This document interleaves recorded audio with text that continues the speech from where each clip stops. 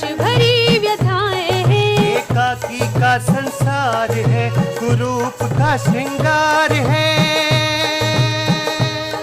ये रचना संसार है, भुवनेश्वर का संसार है। ये रचना संसार है, भुवनेश्वर का संसार है।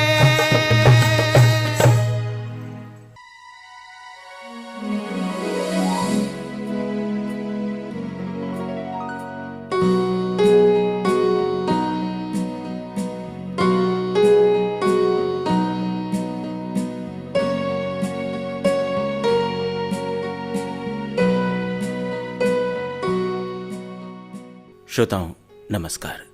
भुवनेश्वर का संसार सॉफ्टवेयर योजना के अंतर्गत सिलसिलेवार ये धारावाहिक कार्यक्रम आप तक पहुंच रहा है।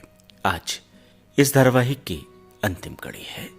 धारावाहिक के माध्यम से हमारा प्रयास था भुवनेश्वर के रचना संसार में झांकने का, ये देखने का कि कितनी संवेदनाओं के साथ उन्होंने समाज के चरित्र को उजागर किया, सच्चाई को सामने लाने की कोशिश की। सिर्फ सामाजिक महत्व के ही नहीं, ऐतिहासिक विषयों को भुवनेश्वर ने अपनी रचनाओं का आधार बनाया। जेरूसलम को भुवनेश्वर का लिखा एक और महत्वपूर्ण नाटक आज प्रस्तुत है। यही नाटक, पहले इसका कथासार।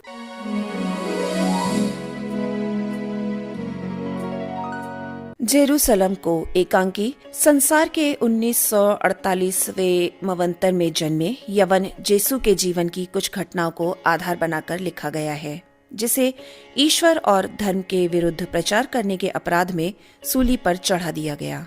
यह जेसु के जीवन की विडंबना ही थी या इतिहास में सुरक्षित मनुष्य जाति की सबसे बड़ी भूल कि मानव जाति को समर्पित रहने वाले जेसु को उसके हर उपकार के बदले में धोखा ही मिला। जेसु यवन सभ्यता का महानतम कवि और विद्रोही था। सब उत्सुक थे कि उनकी सभ्यता का महानतम कवि और विद्रोही अपनी मृत्यु को अपना मित्र समझता है या शत्रु। भुवनेश्वर ने जेसु के जीवन की तमाम घटनाओं को नाट्य रूपों में ढाला है। इससे जेसु के कष्टपूर्ण जीवन की वास्तविकता मुखर हो उठती है। दूसरी ओर इस ऐतिहासिक तथ्य के जरिए उन विडंबनाओं पर दृष्टिपात करने का अवसर मिलता है कि सच और ईमानदारी के रास्ते पर चलने वाले लोगों के साथ यह समाज कितनी क्रूरता से व्यवहार करता है। इस क्रूरता के मूल में उसकी अज्ञानता तथा जड़ता ही होती है, क्योंकि वे लोग नहीं जानते कि सामने वाला व्यक्ति गलत कह रहा है या सही। वे केवल उस बात का तात्कालिक आंकलन करके निर्णय करते हैं और उसी आधार पर व्यक्ति को दंड या पुरस्कार देते हैं। जेसु के साथ भी यही हुआ। जेसु की मृत्यु के बाद जब जेसु की कही बातें सच होने लगी तो दुनिया को उसकी असलियत का अनुमान लगा और तब उन्होंने उसके नाम पर एक धर्म खड़ा किया। जेसु की यात्रा शुरू होते ही तरह तरह की चर्चाएं चल पड़ती हैं। कोई उसे खुदा मानता है, कोई खुदा का बेटा, कोई उसे धर्म के विरुद्ध काम करने वाला। सत्ता पक्ष चौकन्ना है। इस नाटक में जेसु के विषय में उठने वाले विवादों, चलने वाली प्रतिक्रियाओं तथा जेसु का संयत शांत स्वरूप प्रस्तुत किया गया है, जो अपने को ईश्वर का पुत्र मानता है। भुवनेश्वर ने जेसु की विशेषताओं को नाट्य रूप में प्रस्तुत करके बताने की कोशिश की है कि जेसु मनुष्य जाति के स्व को जागृत करने की कोशिश करता था। भुवनेश्वर ने इस ऐतिहासिक नाटक में प्राचीन नाट्य पद्धतियों के स्थान पर नई नाट्य पद्धतियों तथा विलक्षण नाट्य भाषा प्रस्तुत की है।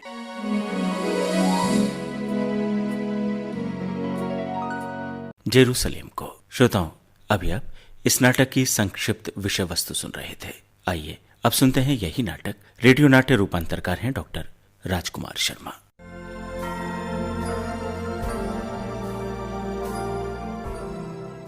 मैं आ गया, मैं पहुंच गया। मैं अनजाने एक कसकते हुए वायदे की तरह अपने स्वागत के सामने आकर खड़ा हो गया, लेकिन उसने मुझे नहीं पहचाना। अपनी हरी हरी निर्जीव आंखों से मेरा चेहरा टटोलते हुए उसने मुझसे पूछा कि मैं कौन हूं, मनुष्य या विचार। मैंने कहा, दोनों। मैं सैलानी हूं, मैं श्रापग्रस्त हूं और स्वयं एक श्राप भी हूं। उसने अपने चिड़ियों के से पंजे जैसे हाथों से मेरा पेट टटोला और कहा, तुम भूखे हो, तुम गर्म हो, धरती के उपजाने की व्यवस्था हो। मैंने कहा, मैं कुछ नहीं जानता। मैं व्यक्ति भी हूं और इतिहास भी। मेरे लिए न प्रस्थान है न आगमन, मेरे लिए न विदा है न स्वागत, न राहें हैं न सराहें। मैं कहता हूं कि तुम्हारी ये टटोलती हुई हरी भरी निस्तेज आंखें और चिड़ियों के पंजे जैसे हाथ, ये कुछ है ही नहीं। तुम्हारी आवाज एक प्रतिध्वनि है, खोई हुई, भूली हुई, एक क्षण और अगम समय से रिश्ती हुई प्रतिध्वनि। मुझे तुमसे क्या लेना देना है? मुझे जीने दो। मैं सैलानी यहूदी हूं। अय अब्राहम की संतान, मैं तुम्हारा सपना हूं। सपने जो न सच होते हैं और न झूठ, जो सिर्फ एक अडिग नियम है, जो सोलोमन के कलीसे के साथ खंभों से भी ज्यादा सच और इन रूमी आतताइयों से भी ज्यादा झूठ। अरे ये रूमी संभ्रांत कुमारियां कहां से आ गई हैं? ये जवान और सुंदर है और अपने अल्हड़पन से जैसे धरती को गेंद की तरह खेल रही। तो ये कुमारियां आपस में बातें क्या कर रही हैं? 1 2 3 4, गिनती में ये 4 हैं। तुमने देखा नहीं? उसकी जांघें ऐसी थीं जैसे 2 सुतून हों, जिनके चारों तरफ देवता लुका छिपी खेलते हैं। लेकिन उसने मेरी तरफ देखा और वो सुतून एक झूठे देव मंदिर की मीनारों की तरह सहम गए, जैसे भूचाल से कांप गए हों। वो इसलिए कि उसने शराब पी रखी थी और इसलिए उस समय उसकी आत्मा नंगी हो गई थी, संगमरमर की मूर्ति की तरह नंगी, पके फलों की तरह, टूटे हुए सितारों की तरह। मुझसे सुनो, तुम सिर्फ ईर्ष्यालु हो। मैं पूछती हूँ कि क्या वो उस समय मोरों की मांस से बनी मदिरा पिए हुए था? नहीं, वह सड़ी हुई अंजीरों से बनी मदिरा थी, जो जंगली बिल्लियों की खालों में सड़ाई जाती है। ज्यूस के मंदिर के आईनों की कसम, तुम ईर्ष्यालु हो। सच मानो, तुम उसे अपना मन हार चुकी हो। उस कोढ़ी को, उस अधपके शायर को, उस ठग बिसाती को, गंदे यहूदी को। वो कोने में खड़ा सैलानी कौन है? ओह, यहूदी, सैलानी यहूदी। तू कौन है? सैलानी यहूदी, अब्राहम की, एक पाप की, शर्म की जारज संतान। तुमने क्या कहा? जारज? हमारे पास बहुत से देवता जारज हैं। क्या तुम देवता हो? ओह, तुम सब पागल हो। तुमने चांद से आंखें लड़ाई हैं। ये एक साधारण यहूदी है जो अपनी प्रेमिका से दुत्कारे जाने पर आत्मघात करना चाहता है, या ये अपने गुरु का कार्तेज का बना हुआ चश्मा चुराकर यहाँ छिपा हुआ है, या यह कोई पागल भिखारी है जो अपने आप को नबी कहता है। ठहरो, हम रोम के अमर साम्राज्य के नाम पर पूछते हैं, तू कौन है? तू क्या है? मैं रोम का अमर साम्राज्य हूँ। मैं सैलानी यहूदी हूँ। मैं अचानक भी हूँ और निरंतर भी। तुम पागल हो। मैं पागलों को बहुत चाहती हूँ। वो ऐसी बातें करते हैं जैसे सपने में हों। हम नहीं जानते कब वो क्या कर गुजरेंगे, और इसलिए वो जवान घुंघराले बालों वाले प्रेमियों की तरह होते हैं, या देवताओं की तरह। कब वो क्या कह दें, क्या कर डालें। ये यहूदी सब पागल हैं। ये या तो पागल हैं या साजिशें करने वाले। तू यहाँ कोई साजिश कर रहा है? तू पायलट के अस्तबल से कोई घोड़ा चुराना चाहता है, या अपने गंदे बदबूदार घर में एक जुआ खाना खोलना चाहता है? आखिर बोलता क्यों नहीं? शायद ये कोई यात्री है। तुम किस शहर के हो? तुम ऐसी सूरत बनाए क्यों खड़े हो? तुमने सच कहा कुमारी। मैं यात्री हूँ। बरसों हुए मैं एक मंदिर से चला था जो 7 सुतूनों पर टिका हुआ था और जो 7 बुद्धि थी। मैं सिर्फ एक ऊंट के बच्चे की खाल का लबादा पहनकर मंदिर से निकला और राह पर आकर खड़ा हो गया था। मेरी दोनों मुट्ठियों में बनी इज़राइल के खुदा की हड्डियों की खाक थी। राह में खड़े होकर मैंने ऊंची हवा में अपनी मुट्ठियों को खोल दिया था, इसलिए कि जिस दिशा में धूल उड़े उसी दिशा में तुम प्रस्थान करो। फिर तुम किस दिशा में गए? मुझे याद नहीं। सच तो यह है कि उसके बाद मुझे कुछ याद नहीं। यह यूं कहो कि मुझे वो सब शब्दों में नहीं, अपनी अस्थियों में याद है। मुझे पल भर के लिए कमजोर और निस्तेज हाथों में अपना हाथ लेने दो तो तुम्हें सब मालूम हो जाएगा। यहूदी यात्री, ये रोमन हाथ है। अभी शायद तुझे रोमन हाथ का स्वाद मालूम नहीं है। ले, ये वानगी है।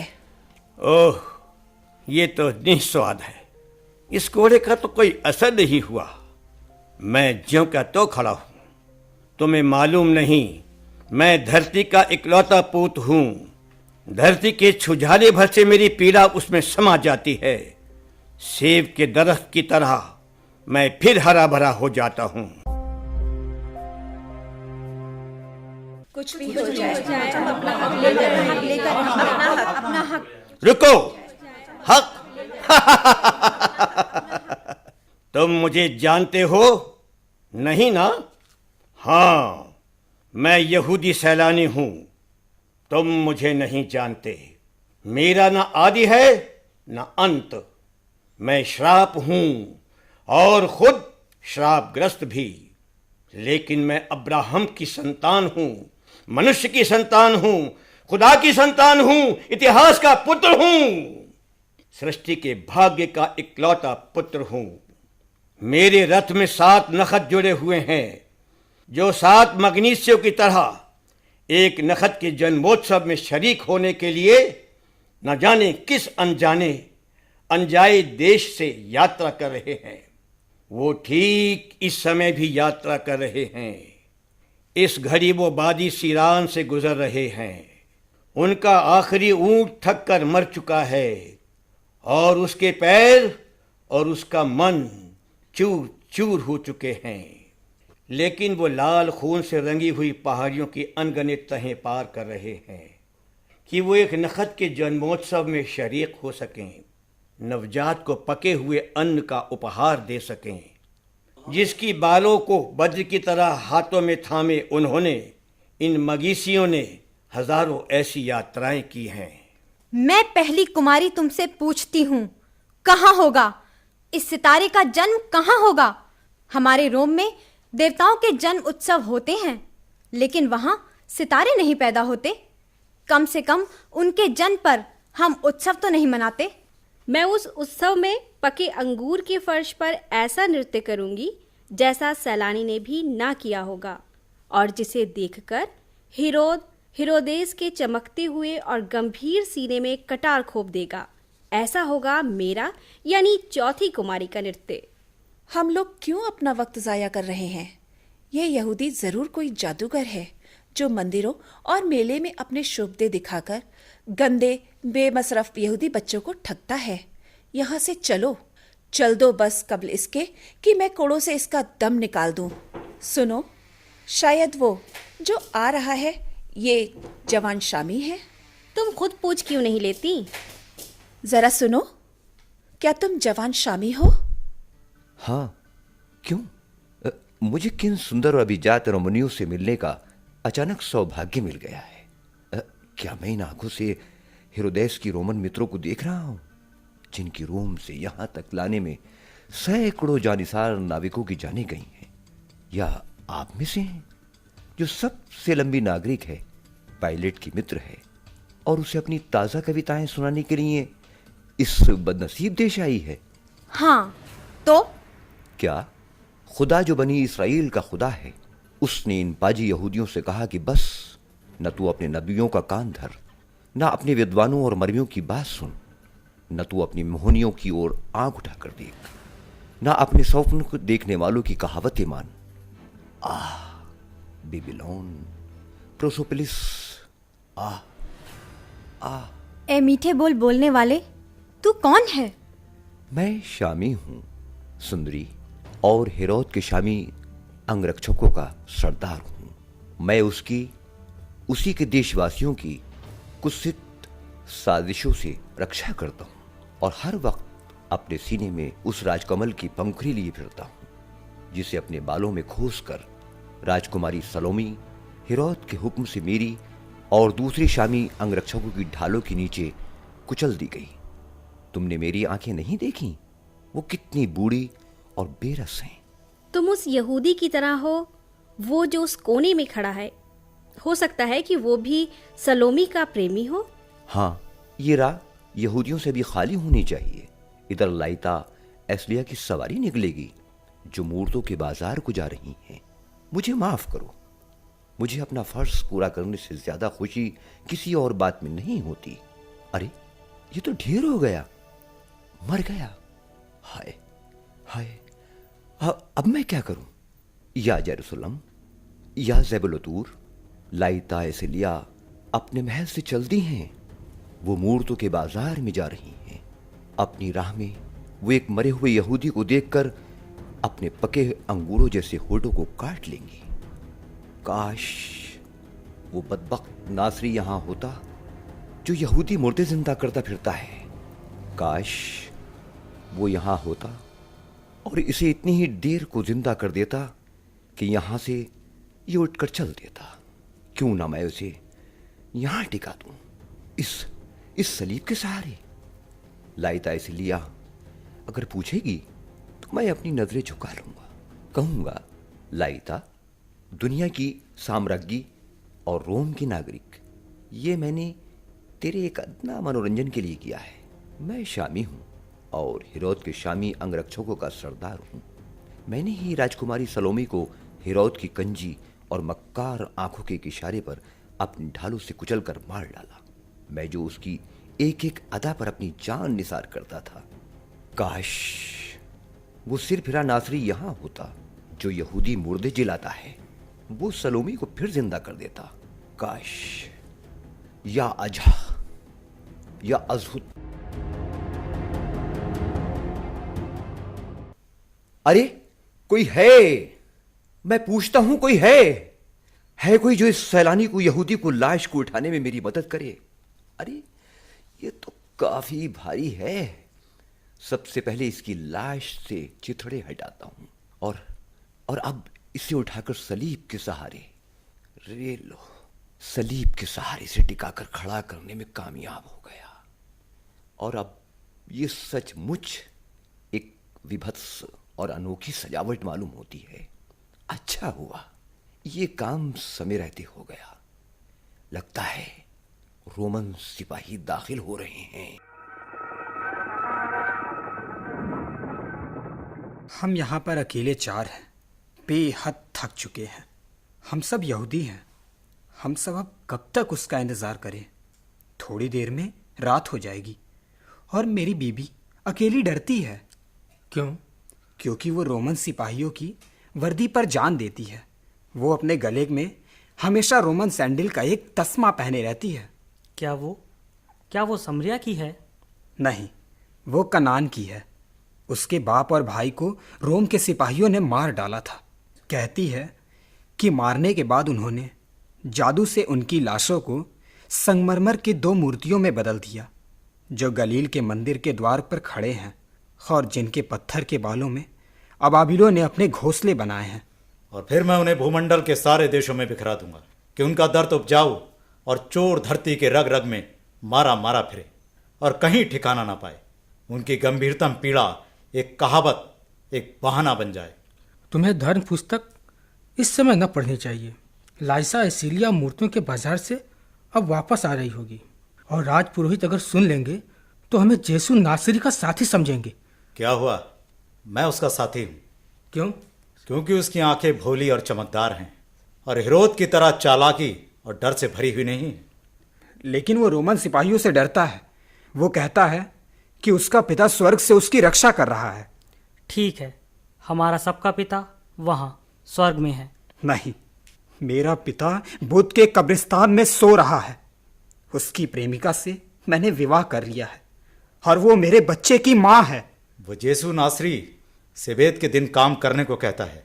इससे क्या हर्ज है? ये धर्म के घोर विरुद्ध है। रोम का साम्राज्य भी तो हमारे धर्म के विपरीत है। नहीं, वो जरूर रोम के सिपाहियों से डरता है। जकरिया कहता था कि उसका रोमी मालिक यीशु नासरी का मजाक उड़ाता था। वो कहता था कि अगर सैबेत तोड़ता है तो हम तुम अब से हफ्ते में 7 दिन काम लेंगे। क्या ये सच है? हाँ, सच है। अभी उस दिन जकरिया को उसके रूमी मालिक ने इतना मारा कि वह अधमरा हो गया। जब वह हिरोद के पास इसकी फरियाद करने गया तो हिरोद हीरादेस की किसी बात पर चिढ़ा बैठा था और बेहद नशे में था। उसने उसकी एक आंख निकलवा ली। जकरिया, रुम्भ का बेटा, उसे सेवियत न तोड़ना चाहिए। क्या वह यहाँ आएगा? दाऊद रुवाला कहता था कि आज उसके पीछे बड़ी भीड़ है और वो जरूर इधर से गुजरेगा। उसके साथ इतनी भीड़ क्यों है? वो जेरूसलम को जा रहा है। वहाँ वो मंदिर से पुजारियों को निकाल बाहर करेगा। वो कहता है कि उसके पिता के घर को लोगों ने जुआ खाना बना दिया है। वो अब्राहिम का मंदिर है और यीशु के पिता का घर नाजरेत में मज़ारों के बाजार में है। क्या वो सचमुच कोई नबी है? मुमकिन है कि वो इलियास हो? नहीं, वो इलियास नहीं हो सकता। इलियास के लिए हमारी पुस्तक में लिखा है कि वो किसी से नहीं डरेगा। वो क्या यीशु नासरी वाकई कोई नबी है? अगर वो नबी है, वो यीशु नासरी, मैं हर आदमी से भी पूछता हूँ, हर चीज़ से पूछता हूँ, इस सलीब से भी पूछता हूँ, क्या वाकई यीशु नासरी यूसुफ नज़ार का बेटा खुदा का नबी है? खुदा जो बनी इसराइल का खुदा है। वो अगर यहाँ से गुजरे तो तुम पूछ लेना, लेकिन इसमें इतना जामे से बाहर होने की बात क्या है? और फिर उसके नबी होने या ना होने से क्या आता जाता है? हमारा धर्मशास्त्र नबियों से भरा पड़ा है और हमारे शहरों के खंडहर गवाह है कि उनमें से कोई हमारे लिए सुख का कारण नहीं हुआ। मुझे सलीब पर चढ़ा दो, लेकिन मैं कहता हूँ कि हमें अब और नबी नहीं चाहिए। यीशु नासरी अगर नबी है। तुम चारों यहूदी ठीक कह रहे हो। मैं मरियम मगदलनी हूँ। तुम मुझे नहीं जानते। मैंने तुम्हारी बातें सुन ली हैं प्यारे भाई। यीशु नासरी नबी नहीं है। उसने कब और किससे कहा कि मैं नबी हूँ? फिर वो क्या है? वो क्यों एक क्रांतिकारी विचार की तरह पूरे जुड़ाव में घुमड़ रहा है? हम उसका नाम सुनते ही क्यों डोल जाते हैं? वो क्या चाहता है? वो क्या कर रहा है? वो क्या करेगा? ये वो क्यों नहीं जानता? क्यों नहीं बताता? वो सैलानी यहूदी है, मेरी बीवी, जो मेरे पिता की प्रेयसी भी रह चुकी है। कहती है कि वो सैलानी यहूदी है। सिर्फ एक दलील, एक विचार। वो खुदा का पुत्र है। इससे कोई बात साफ नहीं होती? हम सब एक तरह से खुदा के पुत्र हैं। वो मनुष्य का पुत्र है। है, जरूर है, उतना ही जितना मैं हूँ। या नखवोस, जिसने अपनी बीवी हाथी दांत के 2 पासों के लिए एक रूमी अफसर के हाथ बेच डाली थी। तुम समझते क्यों नहीं? वो कमानुएल है, खुदा जो हम लोगों के बीच में है। क्या?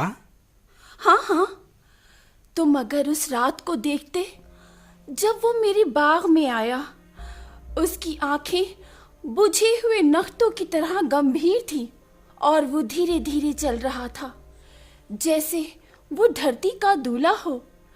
तुमको नहीं मालूम मेरे घर उसका आना कैसा था।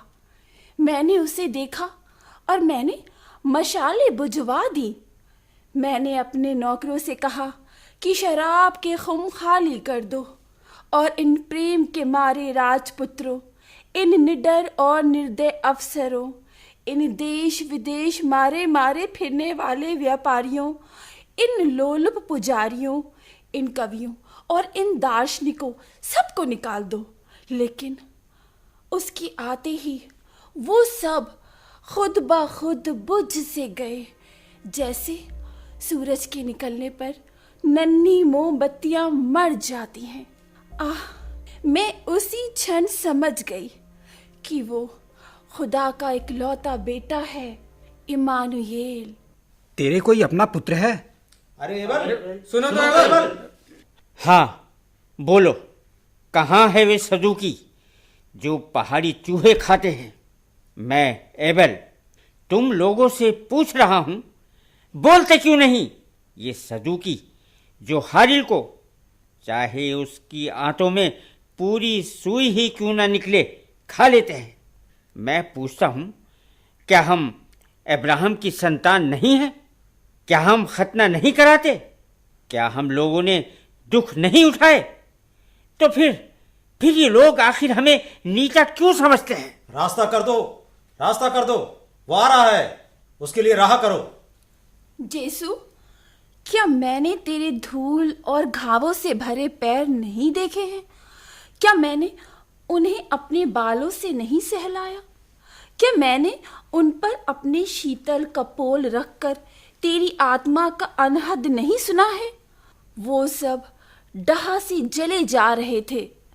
मरियम, जो तेरी माँ है, खुद मेरी बड़ी बहन, लेकिन तू मुझे हाथ पकड़कर अपनी आत्मा के द्वार तक ले गया, जिस तरह दूल्हा अपनी दुल्हन को ले जाए। मरियम, अगर तेरे कोई पुत्र नहीं है तो तू क्या कुंवारी है या तू बांझ है? तू किस शहर की है? यीशु नासरी हेरोद से डरता है? ये तुम कैसे कहते हो? मैंने उसे गलीली के मशकों के बाजार में देखा।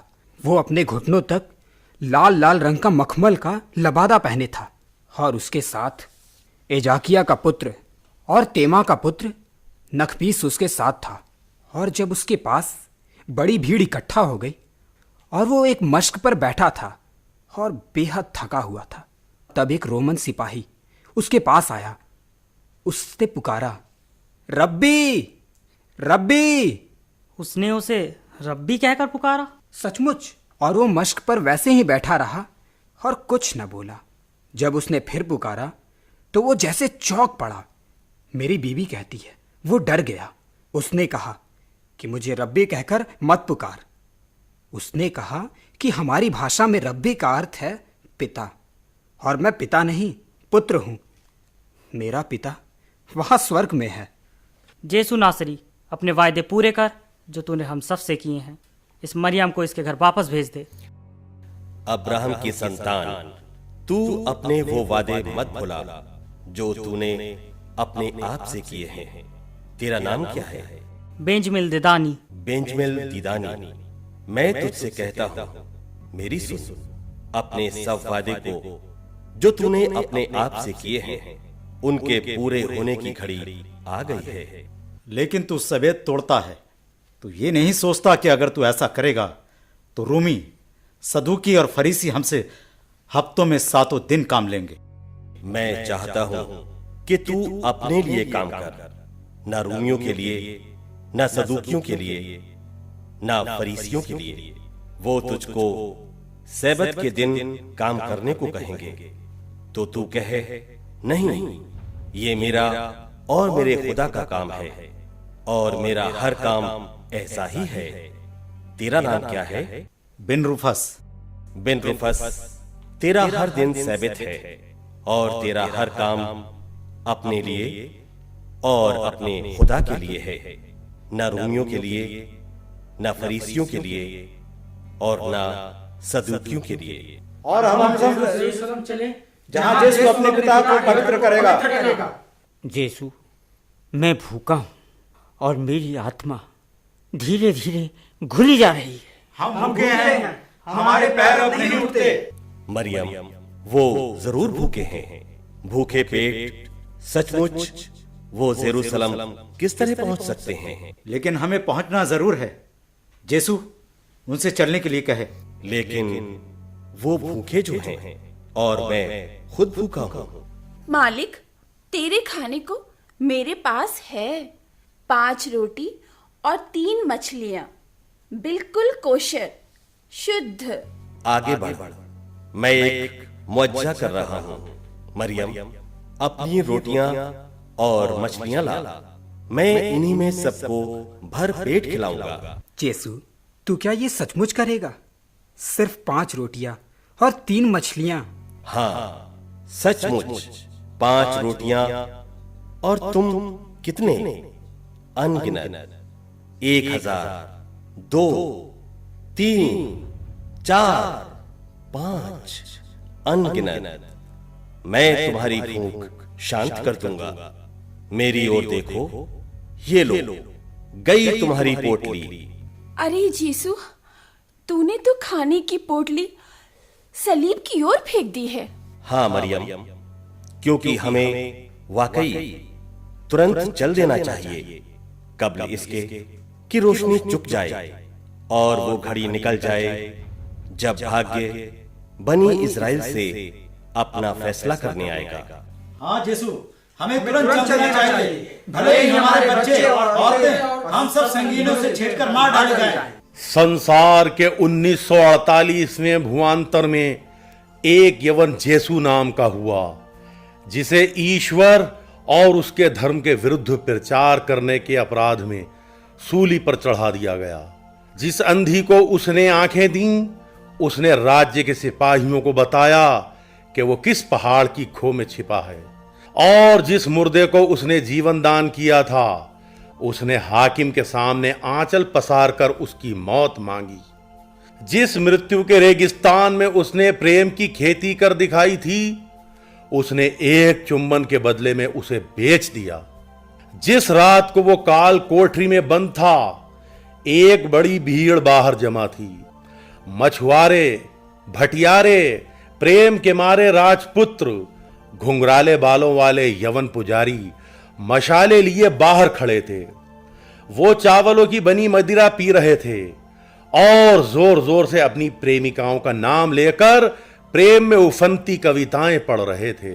वो सब उतावले थे कि जेसु जीवन की अंतिम और अनंत की प्रथम घड़ी को क्या कहकर पुकारता है, क्योंकि जेसु यवन सभ्यता का महानतम कवि और विद्रोही अपनी मृत्यु को अपना मित्र समझता है या शत्रु।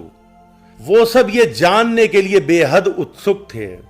तब जेसु यवन ने काल कोठरी की दीवार पर अपने नखों से लिखा, और अलल सुबह उन्होंने मुझे सलीब पर चढ़ा दिया, और शाम को सूरज जब एक थके हुए मछुआरे की तरह समुद्र से लौटा, उसने उस शब्दहीन, भारहीन निर्जनता में मेरी सलीब को छुआ और कहा कि मैं तुम्हें पहचानता हूं। दुख और भय से उसका दिमाग जाता रहा। इस तरह कई भुवांतर बाद 7 समुद्र पार कुछ लोगों ने एक धर्म जगाया।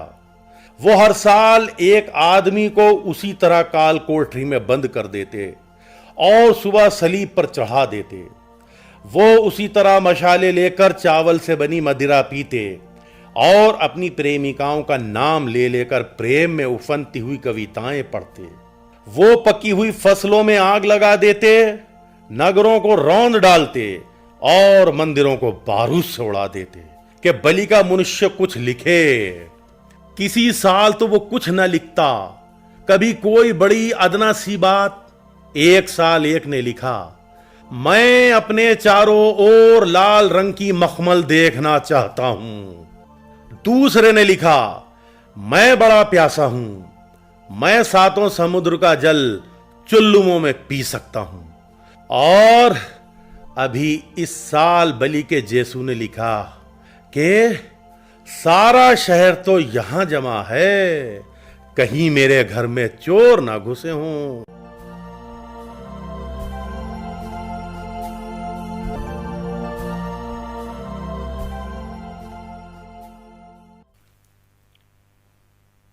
जेरूसलेम को। श्रोताओं, अभी आपने भुवनेश्वर का लिखा ये नाटक सुना। प्रतिभागी कलाकारों का भूमिका सहित परिचय इस प्रकार है। सैलानी यहूदी बलबीर पाठक, जवान शामी सैयद मोहम्मद आदिल, मरियम की भूमिका में थी शीबा, एवेल की भूमिका निभाई मुमताज अजीम परनी ने, जेसु की भूमिका में थे गोपाल कृष्ण शर्मा और वक्ता की भूमिका निभा रहे थे जुबैर शाह खां। इसके अलावा स्त्रियों की भूमिका में थी रेणु तिवारी, शिल्पी, रूबी खानम और शबनम। यहूदी लड़कों की भूमिका सन्नी, राधेश्याम, आदित्य कुमार और दुर्गा प्रसाद ने निभाई। सह प्रस्तुति असीम सक्सेना और सुरेंद्र राजेश्वरी की थी। प्रस्तुतकर्ता थी मनदीप कौर। भुवनेश्वर का संसार धारावाहिक एक प्रणाम था उस महान साहित्यकार को जिसकी सिर्फ स्मृतियां ही शेष हैं। उनकी अमर कृतियां आज भी ये बताती हैं कि भुवनेश्वर कितने मुखर, कितने निडर और कितने सजग एकांकीकार थे। इस महान साहित्यकार को एक बार फिर सादर नमन। ये धारावाहिक अब पूर्णता की ओर पहुंच चुका है। यही थी धारावाहिक की अंतिम कड़ी भी। हमें आज्ञा दीजिए। नमस्कार।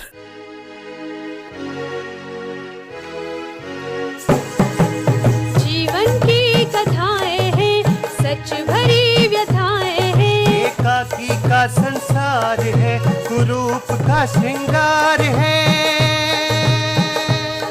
ये रचना संसार है, भुवनेश्वर का संसार है। ये रचना संसार है, भुवनेश्वर का संसार है।